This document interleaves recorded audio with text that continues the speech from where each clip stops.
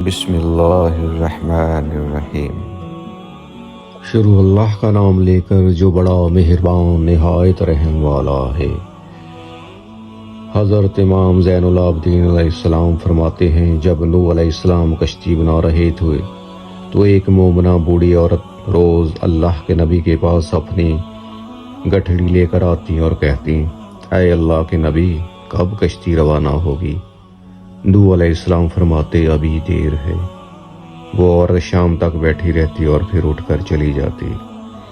ایک دن نوح علیہ السلام نے فرمایا کہ اے عورت، جب جانا ہوا تو تمہیں بتا دیا جائے گا۔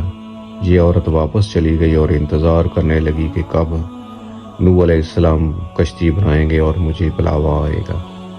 اسی دوران عذاب آ گیا اور کشتی روانہ ہو گئی، لیکن نوح علیہ السلام نے اس عورت کو نہ بلایا۔ ناظرین، ظاہری طور پر نوح علیہ السلام کو اس کو بلانا بلا دیا گیا تھا۔ جب طوفان تھما تو ایک دن نوح علیہ السلام کے دل میں محبت اٹھی کہ شہر کو دیکھوں جہاں سے چلا تھا۔ وہاں آئے اور قریب جا کر دیکھا تو ایک جھونپڑی میں دیا جل رہا تھا۔ نوح علیہ السلام نے یہ دیکھ کر چونک گئے کہ روئے زمین پر کوئی ایسا گھر بھی ہے کہ اتنے عظیم طوفان کے بعد بھی جس میں چراغ جل رہا ہے۔ انہوں نے وہاں تکبیر بلند کی تو وہ عورت سامان لے کر آ گئی اور کہنے لگی، اے اللہ کے نبی، کیا کشتی تیار ہے؟ چلیں۔ نوح علیہ السلام نے حیرت سے اس کو دیکھا اور کہا، رکو بڑھیا، کیا تمہیں کچھ پتہ نہیں چلا؟ وہ کہنے لگی، اے اللہ کے نبی، کیا پتہ نہیں چلا؟ کہا، اتنا بڑا سیلاب آیا، بارش آئی، تمہیں کچھ بھی پتہ نہیں چلا؟ بڑھیا کہنے لگی، اللہ کے نبی، بس ایک دن بادل گرجے تھے اور کچھ ہلکی سی فوار پڑی تھی۔ نوح علیہ السلام نے حیران ہو کر آسمان کی طرف دیکھا اور کہنے لگے، اے میرے اللہ، یہ کیا ماجرا ہے؟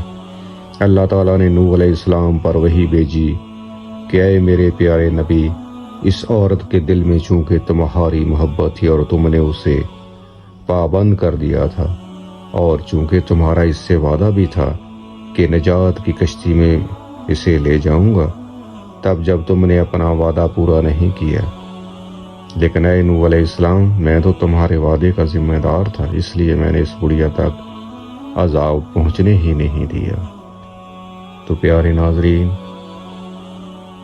ہمیں بھی اللہ تعالیٰ نبی علیہ السلام پر ایسے ہی پختہ یقین رکھنے اور ان پر ایسا ہی ایمان رکھنے اور ان سے ایسا ہی پیار عطا فرمائے، اور ہم سب کو تمام انبیاء علیہ السلام سے پیار و محبت کرنے اور ان کے راہ پر چلنے کی توفیق عطا فرمائے، اور خصوصاً بالخصوص حضور صلی اللہ علیہ وسلم پر اور ان کے اسوہ حسنہ پر چلنے کی توفیق عطا فرمائے۔ آمین ثم آمین۔